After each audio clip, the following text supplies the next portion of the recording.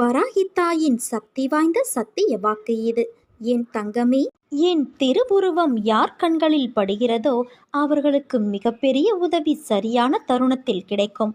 மனதில் ஒன்றை நினைத்து கொண்டு இருக்கிறாயே, அது கண்டிப்பாக நடக்கும். அதற்கு தாமதமானாலும் தட்டி போகாது.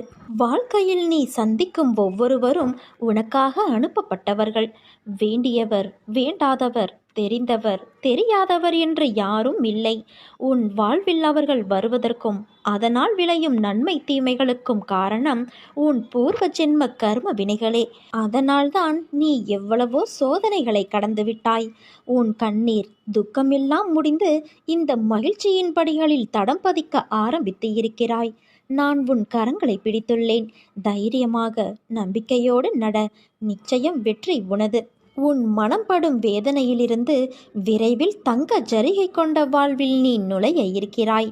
நான் அனைத்தையும் கவனித்து வருகிறேன். என் கண்களிலிருந்து எது தப்ப முடியும்?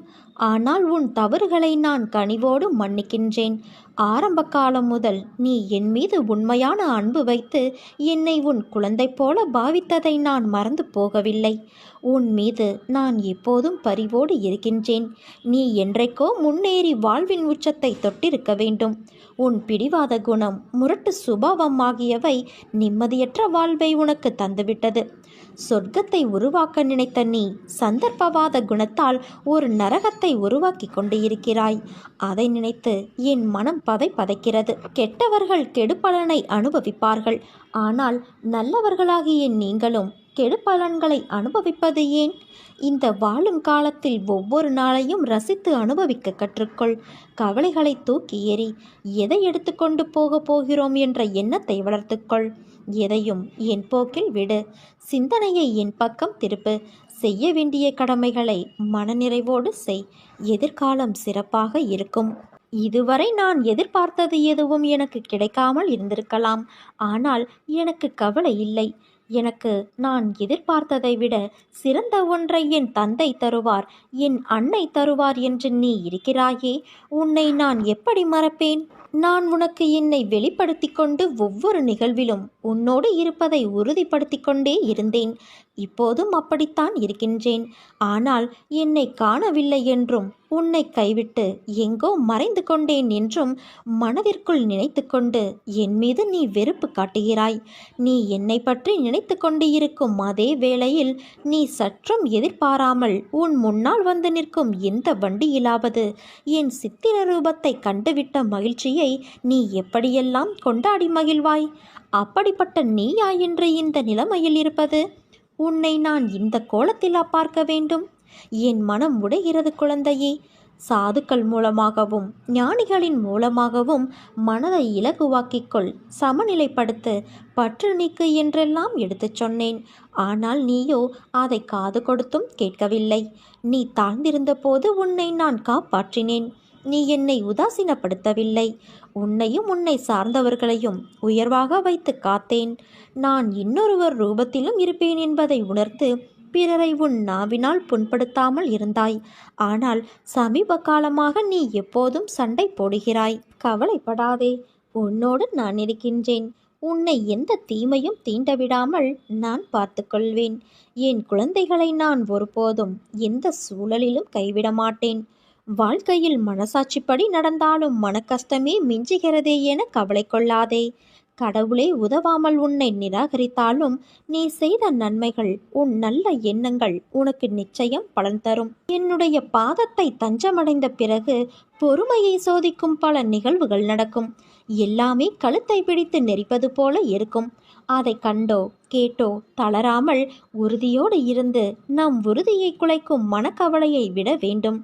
என் பேரில் உன் பளுவை சுமத்தினால் அதை நிச்சயம் நான் சுமப்பேன் என உறுதியளித்துள்ளேன்.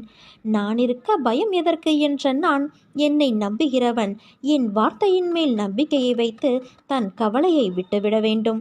நான் வணங்கும் தெய்வத்தின் மீது பாரத்தை ஏற்றியாகிவிட்டது. இனிமேல் அவர் எல்லாவற்றையும் பார்த்து கொள்வார். ஒருவேளை பார்க்காமல் போனாலும் கவலைப்பட வேண்டியது நான் அல்ல. என்னை பற்றி கவலைப்பட வேண்டியது அவர், நான் அல்ல என்ற உண்மையை நீ உணர வேண்டும். அனைத்தையும் நான் பார்த்து கொள்கிறேன். நீண்ட நாட்களான உனது வேண்டுதல்கள் கூடிய விரைவில் நிறைவேறப் போகிறது. தயாராக இரு. நம்பிக்கையை இழந்து விடாதே. என் வாக்கு என்றுமே பொய்யாகாது. இதோ இந்த விடியல் உனக்காக காத்திருக்கின்றது. உன் எண்ணங்கள், விருப்பங்கள் நிறைவேறி நீ நினைத்தது நடக்கப் போகிறது. இந்த தகவலை உன்னிடம் சொல்வதற்காக நான் இரவு முழுவதும் உறங்காமல் விழித்து கொண்டு காலம் போக்கினேன்.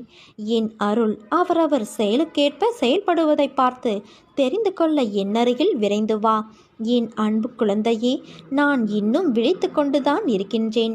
உன் பிரச்சனையை நினைத்து உறங்காமலேயே நீ காலம் கழித்தாய். உன் பிரச்சனைகள் எத்தனை பெரிதாய் இருந்தால் என்ன? என் கைத்தடி அதை நொறுக்கி போடும். உன் கண்ணீர் எவ்வளவு ஆழமாக இருந்தால் என்ன? என் கரங்கள் அதை துடைத்து உன் முகத்தில் மகிழ்ச்சியை முகிழச் செய்யும். அதற்கு தேவை நம்பிக்கையும் பொறுமையும் மட்டுமே. இந்த இரண்டும் இருந்தால் உன்னால் ஜெயிக்க முடியாத காரியம் என்று ஒன்றுமே கிடையாது. நிலையற்ற ஒரு வருமானத்தில் நடத்தக்கூடிய வாழ்க்கையில் உனக்கு இருக்கும் மச்சத்தால் ஒரு நிலையான வருமானமோ அல்லது கூடுதலான வருமானமோ கிடைத்தால் உனக்கு உதவியாக இருக்கும் என்று நினைத்து நீ சில முயற்சிகளை எடுக்கிறாய். அது நிச்சயம் வெற்றியை தரும். நீ கேட்ட பணம் உன் கைகளில் வந்து சேரும். உன்னுடைய நேர்மறையான முயற்சிகள் நிச்சயம் வெற்றி தரும். நிறை செல்வம் பெற்று நீ வாழ நான் உன்னை ஆசிர்வதிக்கிறேன் குழந்தையே. மனம் தூய்மையாக இருந்தால் எதை கண்டும் பயப்பட தேவையிருக்காது. கவலைப்படுவதால் மனதின் ஆற்றலும் உயிரின் சக்தியும் வீணாகிறது.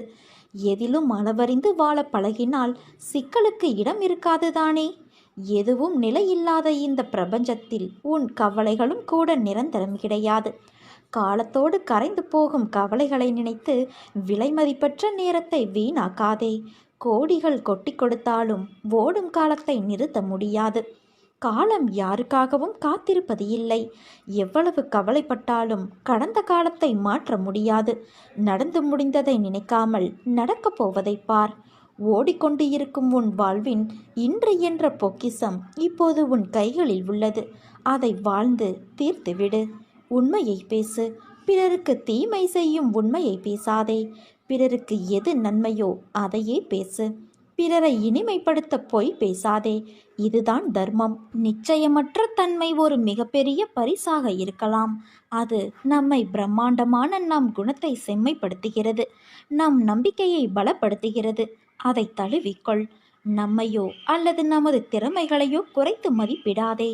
பிழைகள் நாம் இருக்கும் இடத்திலிருந்து நாம் இருக்க விரும்பும் இடத்திற்கு அழைத்துச் செல்லும் படிக்கற்கள். வேதனையையும் துன்பத்தையும் வெல்லும் ஆற்றல் நம்மிடம் உள்ளது. உயிரோடு இருப்பதன் அர்த்தம் அதுதான். நம் வாழ்க்கையில் விஷயங்கள் சேராத போது கழிக்கத் தொடங்கு. உன் தற்போதைய வாழ்க்கையிலும் அதற்கு அப்பாலும் தெய்வீக பிரசன்னத்தால் ஆசிர்வதிக்கப்படு. நான் உன்னோடு இருக்கும் ஒவ்வொரு நொடியும் நீ நிம்மதியோடும் சந்தோஷத்தோடும் வாழ்வாய். அதற்கு நான் பொறுப்பு. உனக்கு எல்லா சூழ்நிலைகளிலும் நான் துணை நிற்பேன் குழந்தையே. இனி நடப்பதெல்லாம் நல்லதாகவே நடக்கும். யார் எதை வேண்டுமானாலும் பேசட்டும். உன் பாதையில் நீ உறுதியாக போ. உன் மீது நம்பிக்கை வை. உன் மீது வைக்கின்ற அசைக்க முடியாத நம்பிக்கையே நீ என் மீது வைக்கின்ற நம்பிக்கையாகும். என்னால் எதுவும் முடியும் என்று சொல். நிச்சயம் அது முடியும். காரணம் உன்னில் இருப்பது நீ அல்ல, நான். வாழ்க்கையை வெறுக்க உனக்கு 1000 காரணங்கள் இருந்தாலும் வாழ்வதற்கு ஒரே ஒரு காரணம் உன்னிடம் இருக்க வேண்டும். அது என்ன தெரியுமா? நாளை எல்லாம் சரியாகிவிடும் என்ற இறைவனிடம் உள்ள நம்பிக்கை மட்டும்தான். என் தங்கமே, வாழ்க்கையை ஒவ்வொரு நாளும் வெற்றி தோல்வியாக ஒப்பிட்டு பார்க்காதே. வாழ்க்கையை ஒவ்வொரு நாளும் முழுதாக வாழ பழகு. வெற்றி என்பது தானாக வந்து சேர்ந்து கொள்ளும். வாழ்வதற்காக பிறவி எடுத்து வந்துள்ளாய். முழு மனதோடு நாட்களை வாழ்ந்து கடமைகளை செய்து கொண்டு வா. கவலைகள், பிரச்சனைகள் வரும் என்பதற்காக வாழ்க்கையை வாழாமல் தவிர்க்க முடியாது பிள்ளையே. உன் மனம் எதையாவது ஒப்பிட்டு பார்த்து உனக்கு வேற்றுமையை காட்டும். ஆனால் உன் வாழ்வில் நான் இருக்கும்போது எந்த துன்பமும் வராது. நேர்மறை எண்ணங்களை ஒருபோதும் கைவிடாதே. நல்லதே நடக்கும். உன்னை விட்டு வைப்பேனா என்கிறது வாழ்க்கை. நான் விடமாட்டேன் என்று நீ எதிர்நீச்சல் போட்டாலும் நடப்பதுதான் நடக்கிறது என்று கவலை கொள்கிறாய். காலத்தின் போக்கு புரியவில்லை என்றாலும் உன் மனம் கவலை கொள்கிறது. உன் கவலை என் அருளால் காற்றில் மறையும் தூசி போல மறைந்துவிடும். கலக்கம் கொள்ளாதே குழந்தையே. நீ யார் என்று அறிவதற்கே உனக்கு இத்தனை பரீட்சைகளை நான் வைத்தேன். நீ அந்த பரீட்சைகளிலும் வெற்றி பெற்றாய். ஆனால் இருந்தும் உன்னிடத்தில் ஏன் இந்த சஞ்சலம்? உன் வெற்றி உனக்கு திருப்தி அளிக்கவில்லையா? ஆனால் என் பிள்ளையான உன் வெற்றியால் என் மனம் திருப்தி அடைந்தது. உன்னை பற்றி அறிய உனக்கு ஏற்படுத்திய சூழ்நிலைகளை கடக்க முயல்கின்றாய்.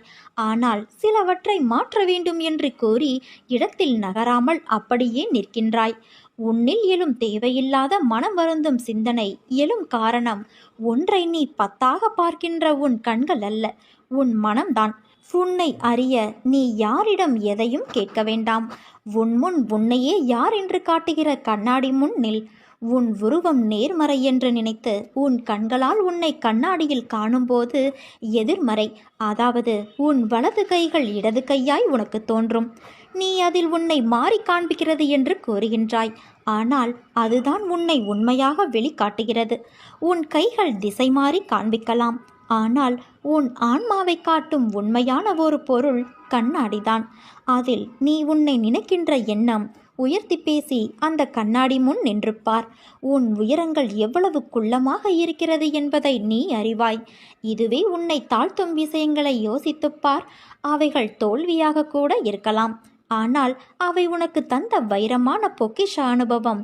அந்த அனுபவத்தின் பாடங்கள் வெற்றியை விட கோடி மடங்கு பெரியது. வெற்றி என்பது தற்காலிகமே, ஆனால் தோல்வியால் உணர்ந்த பாடங்கள், அவற்றின் அனுபவம் வாழ்க்கையில் வெல்ல வைக்கும். அதுதான் உண்மையான வெற்றி. அது உன்னை பக்குவமடைய வைத்து நீ எப்படி இருக்க வேண்டும் என்று உன் ஆன்மாவின் மகத்துவத்தை பற்றி உனக்கு சொல்லி உன் பிறப்பை புனிதமுடையதாய் மாற்றும். நான் சொல்லும் வழிகளில் நீ செல்கின்றாய். நிழலுக்கும் நிஜத்திற்கும் உள்ள வேறுபாட்டை நீ அறிய ஆரம்பித்து விட்டாய். இனி எல்லாம் சுபமே. உன் வாழ்வில் நல்லது மட்டும்தான் நடக்கப் போகிறது. உனக்கான வாழ்வில் முடியும் முடியும் என்று சொல்லிக்கொண்டே போராடு. நிச்சயம் நீ ஜெயிப்பாய் என் குழந்தையே. எல்லாம் நல்லபடியாய் சூழ்ந்து மங்களம் உன் வாழ்வில் அரங்கேறப் போகிறது. நீ எதை செய்தாலும் அதை நான் அறிவேன். உன் செயல்கள் நல்லதாகவும் உன் நடத்தை சரியாகவும் இருந்தால் அவற்றை நான் ஆசிர்வதித்து உடனிருந்து அனைத்தையும் கவனித்துக் கொள்வேன்.